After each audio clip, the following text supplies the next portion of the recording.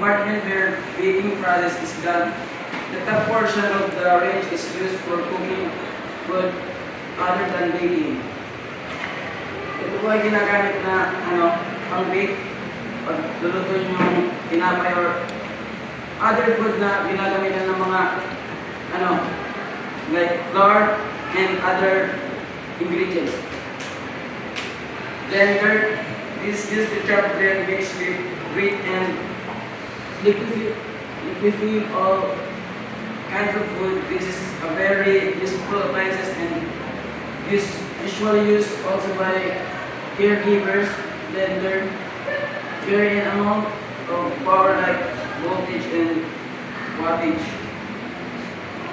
Blender ay ginagamit kapag pinarep yung mga gusto mong i-mix na fruits and other vegetable na pwede i-slice at pwede mong gawing inumin. Yeah. Microwave oven is used for heating food that has been prepared ahead of time, frozen or refrigerated during slump periods. Simple just dun sa kanina yung oven. Kaso nga lang, itong microwave oven, this is for heating food that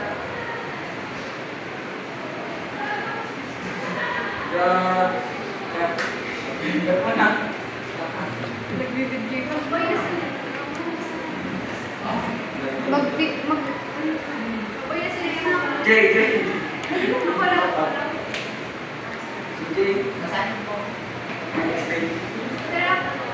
So microwave oven, this is used for heating food that has been prepared ahead of time, frozen or refrigerated during slump periods. So the different between the oven. So ito po yung microwave oven. So sabi nga nito, it's for heating food. Yung mga food na nalutong ahead of time. So gusto mo lang i-heat ito para po makain natin mainit. So that's a simple description about microwave oven. Thank you. Discussion pa is important to select the right kitchen tool. Abigail, Smith, and it's game.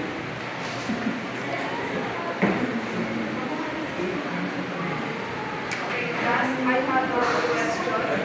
Why is it important to select the right kitchen tools? And Miss Lucenia. Very important to select right kitchen tools to avoid the accident and para mapabilis din yung gawain. Like, syempre kapag madami tayo ng mga magluluto, kailangan natin ng right kitchen tool para mapadali ang pagluluto natin. Okay, that's right. Thank you, Miss Lucenia. Another question. How does equipment like refrigerator and oven help to maintain food safety? Mr. Vargas. Thank you for your answer.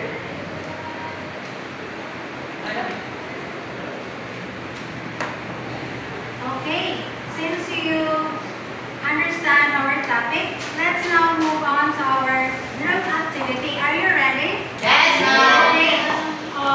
The activity will be named The More the Better. The class will be divided into two groups, the group 1 and the group 2. Please divide it equally so that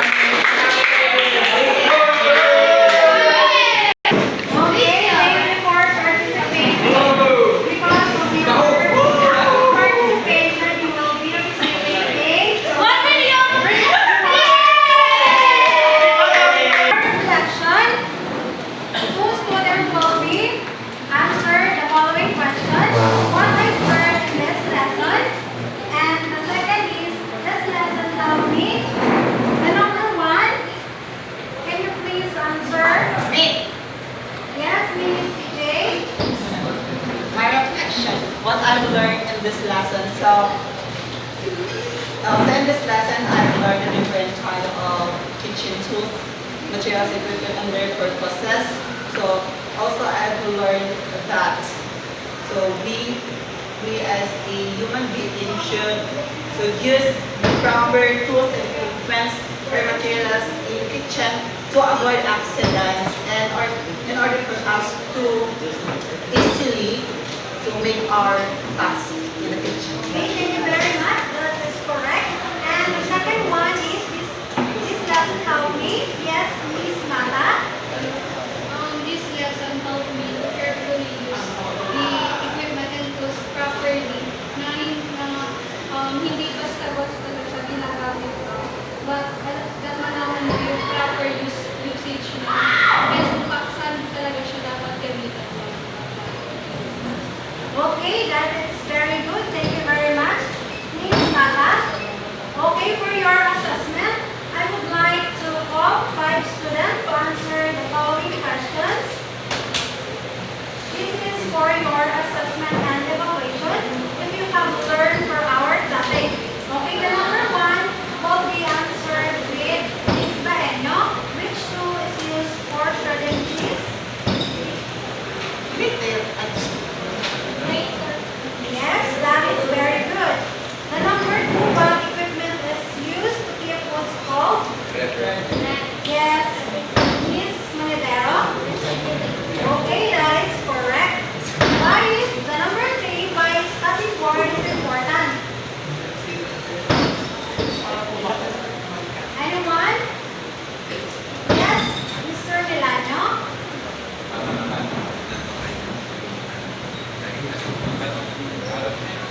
Okay, that is correct. Number 4, which appliance is used for baking? Yes, Miss Salcedo. Oven. Okay, that